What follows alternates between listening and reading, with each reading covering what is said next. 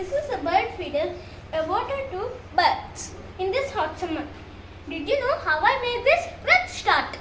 All we need are a sweet box, a double tape, a water bottle. Take the empty bottle and keep two hoses to the top of the bottle. Now take the tap and double tape and keep the double tape to the tap like this. Complete. Now take out this and keep it to the sweet box as I have shown here. Now fill the water to the bottle.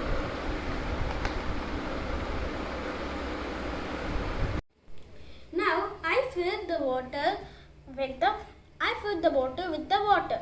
Now keep the bottle upside down to the cap.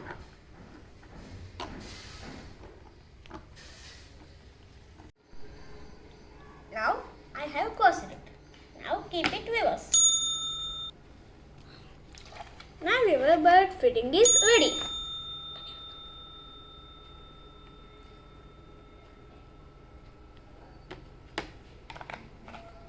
Now keep it in your veranda or terrace.